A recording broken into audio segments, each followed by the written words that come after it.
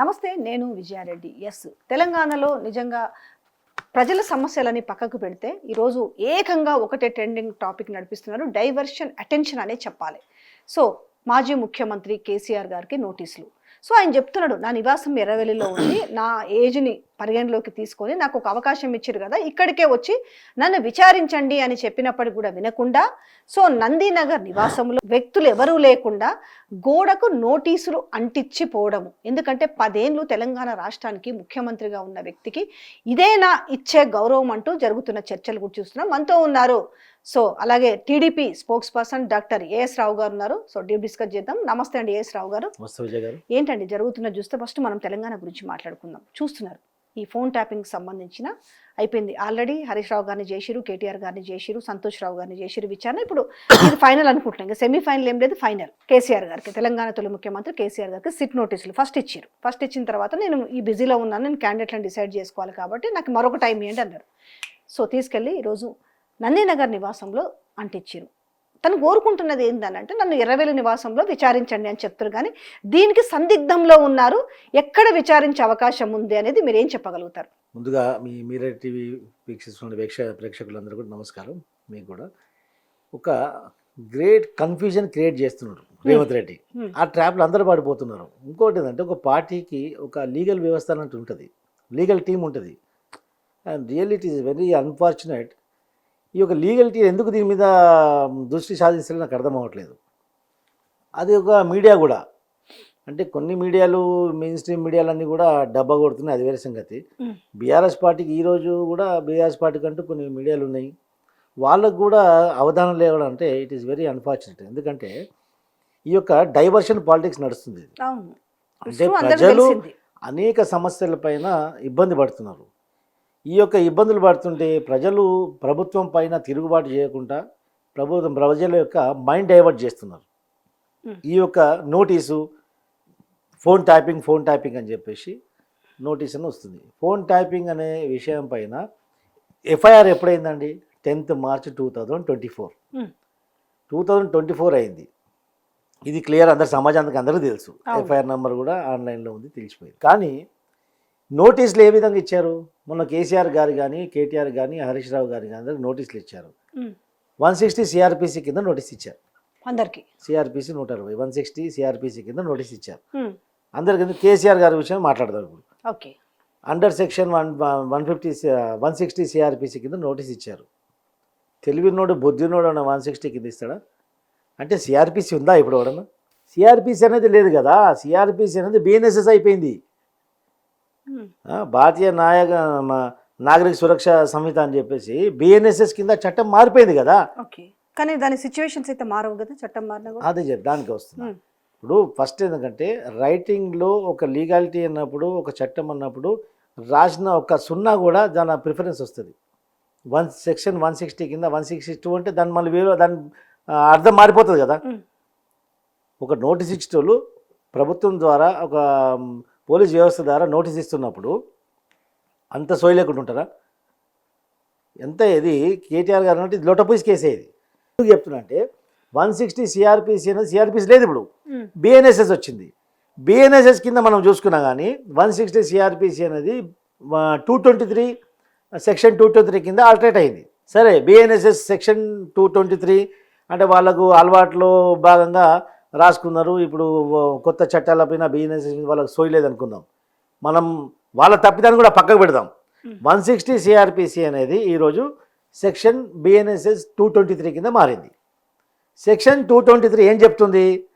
మైనర్లకు, బిలో 15 సంవత్సరాల కింద ఉన్న మైనర్లకు, మహిళలకు, వికలాంగులకు మరియు పురుషులు మోర్ దెన్ 65 years 65 సంవత్సరాలు పైబడ్డ వాళ్లకు, వాళ్ళు ఎక్కడున్నా వాళ్ళ ఇంటికి వెళ్ళి విచారణ చేయాలి. వాళ్ళు చంద్రమండలంలో ఉన్నా, ఆకాశంలో ఉన్నా, అమెరికాలో ఉన్నా వాళ్ళ ఇంటికి వెళ్ళి విచారణ చేయాలి. They cannot direct them to come to some particular place. నువ్వు ఎక్కడికి రమ్మని చెప్పి నువ్వు ఆదేశించడానికి అలా డైరెక్షన్సే లేవు. Section 223 under BNSS clearly mention that you are acquainted to some particular issue, you are questionable, we're coming to enquiry regarding the issue. అంటే ఇది కేసీఆర్ని కానీ అంటే కేసీఆర్ ఒక వ్యక్తి, అంటే నేను తెలంగాణ పౌరుడిగా, ఓ తెలంగాణకు మాజీ ముఖ్యమంత్రిగా, అంటే నా రాష్ట్రానికి మాజీ ముఖ్యమంత్రి అంటే ఆయనకు పర్టికులర్ గౌరవం, ఒక స్టేచర్ ఉంటుంది. నా రాష్ట్రాన్ని పరిపాలించినటువంటి 10 సంవత్సరాలు పరిపాలించినటువంటి ఒక వ్యక్తి పైన నువ్వు బయట సమాజంలో కేసీఆర్ ఇప్పుడు వస్తాడు, విచారణ రేపు చేస్తాం, అరెస్ట్ చేస్తాం. అరే useless fellow, what you are talking about that? Arrest ఎట్లా చేస్తావు? నువ్వు ఇచ్చే యొక్క నోటీసు ముద్దాయికి ఇచ్చే నోటీసే కాదు. ఈ యొక్క విషయానికి, ఈ యొక్క ఫోన్ ట్యాపింగ్ విషయం గురించి, కేసు గురించి మీకేమైనా సమాచారం తెలుసా? మీకేమైనా తెలుసుంటే దాని గురించి సమాచారం అంటే మాకు సమాచారం ఇవ్వండి అని, అదొక్కటే విషయం. మీకు తెలిసిన సమాచారం మేము సేకరించుకోవడానికి వస్తున్నామని చెప్పడానికి ఒక సాక్షుల ద్వారానే, ఒక సాక్షి పరంగానే, ఒక విట్నెస్కి ఇచ్చేటువంటి నోటీస్ ఇది, ఒక ముద్దాయికి ఇచ్చేటువంటి నోటీసే కాదు.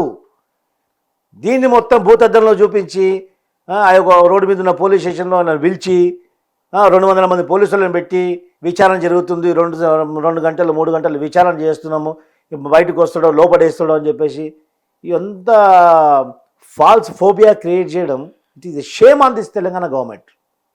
100% షేమ్ ఆన్ దిస్ ముఖ్యమంత్రి. ఇలాంటి వ్యవస్థల్ని, రాజ్యాంగాన్ని ఇలా భ్రష్టు పట్టించి డెమోక్రటిక్ నామ్స్ని బుల్డోజ్ చేయడం తప్ప మరొకటి కాదే కాదు. ఏ అడ్వకేట్కి అడగండి, తెలుగున్న సన్యాసి, న్యాయ వ్యవస్థ పైన అవగాహన ఉన్న ఎవడన్నా నమ్ముతాడు ఇది కథ? Where it is going? Private వ్యక్తుల ఫోన్లు ట్యాపింగ్ చేసిరు అనేసి వీళ్ళు ఒక ఆరోపణ చేస్తున్నారు కదా. మరి ఆ ప్రైవేట్ వ్యక్తులు వచ్చి కంప్లైంట్ కూడా, ఇప్పుడు మీ ఫోన్ ట్యాపింగ్ చేసిందని గవర్నమెంట్ అంటుంది, ఫర్ సపోజ్ చెప్తున్నా, కానీ మీరు వెళ్ళి కంప్లైంట్ చేయాలి కదా, ఇదిగో నా ఫోన్ ట్యాపింగ్ చేసి నన్ను ఈ రకంగా బ్లాక్మెయిల్ చేసిరు, లేకపోతే ఈ రకంగా నా దగ్గర నుంచి బ్లాక్మెయిల్ చేసి డబ్బులు గుంజిరని మీ కంప్లైంట్ అవసరం ఉండదా? ఇప్పుడు ఈ వాదన అంతా ఈ ఒక బురద చల్లే కార్యక్రమమే తప్ప ఇందులో మీకు ఎక్కడైనా రియాలిటీ కనిపిస్తున్నట్టు అనిపిస్తుందా? చెప్తున్నా కదా, నేను ఒక రాజకీయ నాయకుడిగా రాజకీయ వ్యవస్థలో ఉంటున్నాను, ఒక దాదాపు 30 సంవత్సరాలు రాజకీయాలు ఉన్నాను. ఇప్పుడు కేసీఆర్ ఎదుర్కొంటున్న పరిస్థితి రేపు మేము కూడా ఎదుర్కోవచ్చు, నాట్ లైక్ దట్. ఎందుకంటే వ్యవస్థ తప్పుదారి పడుతున్నప్పుడు ఒక నిజమైన నిజాయితీ గల రాజకీయ నాయకుడు ఖచ్చితంగా దాన్ని పాయింట్అవుట్ చేయాలి, దాని మీద వాయిస్ చేయాలి. That's what I'm doing now. ఎందుకంటే ఒక వ్యవస్థలో ఫోన్ ట్యాపింగ్ చేసింది అనుకుందాం, సరే చేసింది అనుకున్నాం, అధికారులు రకరకాల టెలిగ్రాఫిక్ చట్టం ప్రకారంగా ఏ సిచువేషన్లలో చేస్తారు అనేది కాదు విజయ్ గారు. ఇప్పుడు టెలికాంలో రకరకాల ప్రైవేట్ కంపెనీస్ వచ్చాయి, దాని మీద నియంత్రణ ఉందా? లేదు కదా, లేదు. ఎవరైనా చేసుకున్నాం, సరే చేసింది అనుకోండి. ఫోన్ ట్యాపింగ్ చేసి ఒకరి యొక్క వ్యక్తిగత రహస్యాలు, ఒక వ్యక్తిగత ప్రెస్టీజ్ని భంగం కల్పిస్తే, ఒకరు లావాదేవీలు ఏమైనా కానీ భంగం కల్పించినప్పుడు, వాళ్ళ యొక్క పరువు నష్టం జరిగినప్పుడు వాళ్ళు బయటకు వచ్చి మా యొక్క అంతర్గత పర్సనల్ వ్యక్తిగత వ్యవహారాలు బయటకు వచ్చినాయి, రికార్డ్ చేసిరని బయటకు వచ్చి కంప్లైంట్ చేయవచ్చు. దానిపైన వాళ్ళు కంప్లైంట్ కింద వాళ్ళు ఉంటారు, మీరు కంప్లైంట్ చేయొచ్చు. లేదా దేశం, రాష్ట్రం యొక్క భద్రతకు విషయం ఏమైనా జరిగితే, దేశ భద్రతకు విషయం ఏమన్నా జరగరాంది బయట లీక్ చేయండి అని జరిగితే, భద్రత విషయంలో భద్రతకు హాని కల్పించే విషయంలో ఏమైనా ఉంటే, అలాంటిది ముప్పు కల్పించే విషయం ఉంటే మీరు కోర్టుకు వెళ్ళి సుమోటోగా కేసు రిజిస్టర్ చేసి మీరు ఇమ్మీడియట్లీ బొక్కలో దొరకచ్చు కదా. ఏమీ లేదు కదా, వాళ్ళని విచారిస్తున్నాం, సరే విచారిస్తున్నాం. పోలీసు యంత్రాంగం, పోలీసు అధికారులు ఒకరిని ఫోన్ ట్యాప్ చేసింది అనుకోండి, రకరకాల నేరస్తులని, ఇది నిరంతర ప్రక్రియ జరిగేది, జరగదని కాదండి. నేరం జరిగితే ఫోన్ ట్యాపింగ్ ఇమ్మీడియట్లీ తీస్తారు. ఫోన్ ట్యాపింగ్ జరిగితే ఆ యొక్క వ్యవస్థ, ఒక అధికారి ఫోన్ ట్యాపింగ్ చేసింది అనుకోండి, దేని గురించి ఫోన్ ట్యాపింగ్ చేసిండు ఆయనని విచారించి దాంట్లో ఏమైనా నేరం జరిగితే ఆయనని ముద్దాయి కింద చేసి మీరు ప్రాసిక్యూట్ చేయండి, అది ఒక వ్యవస్థ. కానీ ఫోన్ ట్యాపింగ్ జరిగింది, నాకు చేయమన్నాడు ఒక పెద్ద మనిషి అంటే, నువ్వు ఒక బాధ్యతాయుతమైనటువంటి అధికారివి, ఒక ఐపీఎస్ ఆఫీసర్వి, నువ్వు వేసుకుంది పోలీసు యూనిఫామా లేకుండా మేకతోలు కప్పుకున్నావాను? ఏం చేసినట్టు? అంటే నీకు ఒక ముఖ్యమంత్రి కానీ, ఒక మంత్రి కానీ నీకు ఫోన్ ట్యాపింగ్ చేయమని చెప్పేస్తే ఓరల్గా చెప్తాను, చేస్తావా? లిఖితపూర్వకంగా ఆర్డర్స్ ఉంటాయి కదా, ఏమైనా ఉన్నాయా? ఏది లేదు. అంటే వాళ్ళు ఏమంటారంటే అధికారులు అనే అవకాశం ఉంటుంది. ఏంటంటే ఆయన ఒక వాళ్ళకు ఉన్నతమైన స్థానంలో ఉన్నారు కాబట్టి వాళ్ళు ఆదేశించినప్పుడు మేము చేయాలి కదా అనే ఆన్సర్ కూడా చెప్పొచ్చు కదా. అయ్యో, నాట్ ఏ కానిస్టేబుల్, నువ్వు హోంగార్డ్ కానిస్టేబుల్ కాదు, ఈవెన్ ఎస్ఐ కూడా కాదు, ఇండియన్ పోలీస్ సర్వీస్ అధికారివి, నువ్వు ఐపీఎస్ అధికారివి, సీనియర్ ఐపీఎస్ అధికారి. నీ బాధ్యత ఏంది అనేది నీకు తెలియదా? నీ విధి నిర్వహణ లిమిట్స్ అనేది నీకు తెలియదా? You don't know your limits. అంటే నీకు ఒక పెద్ద మనిషి తెలియదు, నీకు ఎవరినో ఎన్కౌంటర్ చేసి షూట్ చేయమంటే షూట్ చేసేస్తావా? ఆర్డర్స్ ఉండవా? నేర నిర్ధారణ జరిగిందా లేదా నీకు తెలియదా? అంతా బ్లైండ్గా పనిచేస్తారా వ్యవస్థలు? అంటే మీరు చెప్తే సమాజం అంతా సో ఒప్పేసుకుంటారా? దెన్ సమాజం ఓకే, ఇదంతా చేస్తారా? కూడా ఒక రాజకీయ కక్ష మేరకు రాజకీయ పరంగానే చేస్తున్నారు. కాకపోతే ఇప్పుడు మీరు అన్నట్టుగా దాంట్లో మెన్షన్ ఉంది, మీరు అన్నట్టుగా ఇప్పుడు మైనర్లను కానీ లేకపోతే 60 years పైబడిన వారిని వాళ్ళు కోరుకున్న స్థలంలో వాళ్ళని విచారణ చేయాలి. ఆ ఆప్షన్ దాంట్లో ఇచ్చారు. కానీ ఆ ఇచ్చిన దాంట్లో కూడా హైదరాబాద్ పరిసర ప్రాంతాల్లోనే ఇవ్వడం ఏంటి? రెండోది ఆయన చెప్పిండు కూడా, రిప్లై ఇచ్చిండు, ఇచ్చిన నోటీస్కి రిప్లై ఇచ్చిండు. ఏమని చెప్పేసి నేను ఇట్లా ఎర్రవెల్లి నివాసంలో ఉన్నాను, మీ ఇష్టం, మీరు అక్కడికే వచ్చి విచారణ చేయడానికి సహకరిస్తానన్నాడు. కానీ వీళ్ళు ఎందుకు పదే పదే నందినగర్ నివాసంలోనే వీళ్ళ ఎందుకు అట్లా పట్టుబట్టుకొని ఉండడానికి కారణం ఏంటి? ఇప్పుడు ఈ పోలీస్ వ్యవస్థ అంతా రేవంత్ రెడ్డి తొత్తుగా మారింది. రేవంత్ రెడ్డి అక్కసవెల్లి చెప్తున్నాడు, నేను కేసీఆర్ని ఏ విధంగా అయితే హింసించాలా, నేను కేసీఆర్ని ఏ విధంగా అయితే నేను టార్చర్ చేయాలని చెప్పేసి అధికారాన్ని అడ్డు పెట్టుకొని ఒక కక్ష సాధింపు చర్య తప్ప ఇంక మరొకటి కాదు. చట్టంలో ఉన్నది, చట్టంలో పొందుపరిచింది దానికి వ్యతిరేకంగా నువ్వు చేస్తే ఖచ్చితంగా కోర్టుకు వెళ్ళి వాళ్ళని ఇది చేయాలా, చట్ట వ్యతిరేక కార్యక్రమం వాళ్ళ ఫస్ట్ వాళ్ళపైన యాక్షన్ తీసుకోవాలి. ఇప్పటి వరకు ఆ టీఆర్ఎస్ బీఆర్ఎస్ యొక్క న్యాయ వ్యవస్థ లీగల్ టీం ఏం చేస్తుందో నాకు అర్థం కాదు. It is very unfortunate. They must approach the high court, పిల్ ఫైల్ చేయాలా. మీకు హైదరాబాద్ పరిసరాల్లో ఉండాలని చెప్పేసి ఏ చట్టం ప్రకారం మీకు అధికారం ఉంది? ఎట్లా డైరెక్ట్ చేస్తారు? హైదరాబాద్ పరిసర ప్రాంతాల్లో మాత్రమే విచారణ దాంట్లో ఇచ్చిన మెన్షన్, మీకు ఇస్తున్నాం అవకాశము, బట్ హైదరాబాద్ పరిసర ప్రాంతాల్లోనే మీరు ఎక్కడైనా సెలెక్ట్ చేసుకోవచ్చు అనేది వాళ్ళు చెప్తున్నారు. హైదరాబాద్ పరిసరాలు కాదు, నేను అమెరికాలో ఉంటాను, నీకు దమ్ము ఉంటే, నీకు అవసరం ఉంటే అమెరికాకి వచ్చి విచారణ చేసుకోవాలి అంతే. నీకు దమ్ముంటే అరెస్ట్ చేయి. సరే, నీ ఆర్డర్కి వ్యతిరేకంగా మా కేసీఆర్ రావట్లేదు, నీకు అరెస్ట్ చేయి. నీకు దమ్ముంటే అరెస్ట్ చేయి కదా, చూద్దాం కదా.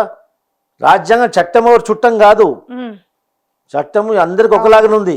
నువ్వు ప్రభుత్వంలో ఉంటే నీకు ఒక విధంగా, ప్రతిపక్షంలో ఇంకొకరికి ఒక విధంగా చక్కగా ఉండదు. చట్టంలో ఏ సెక్షన్స్ ఎంతవరకు దాని లిమిట్స్ పొందుపరిచిండ్రో అందరికి అదే అప్లికేబుల్ ఉంటుంది. Law is applicable to all equally. ఏం తెలుస్తుండొచ్చు ఫైనల్గా ఈ కేసులో? ఏమనిపిస్తుంది? ఏమి తెలియదండి, కొండంతో ఎలుకను పట్టుకున్నట్టు ఉంటుంది, ఇంకా నథింగ్ డూయింగ్.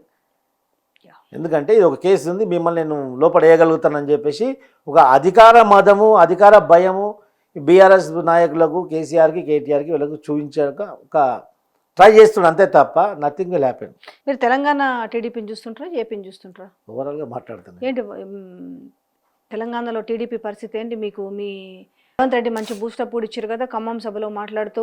సో బీఆర్ఎస్ దిమ్మలు కూడా కొట్టేసి మొత్తం వాళ్ళ ఖమ్మం అదేంటివి టీడీపీని లేపండి అని మాట్లాడారు. పాపం కాంగ్రెస్ను లేపాలి యాక్చువల్ కానీ ఆయన టీడీపీని లేపండి అని మాట్లాడారు. దీని వెనక ఏం అంతరార్థం ఉండొచ్చు? రేవంత్ రెడ్డి ఒక తుగ్లక్ పరిపాలన కొనసాగిస్తుడు. రేవంత్ రెడ్డి మైండ్ సెట్ అనేది అంతా ఎవడు అర్థం చేసుకునే పరిస్థితి కాదు.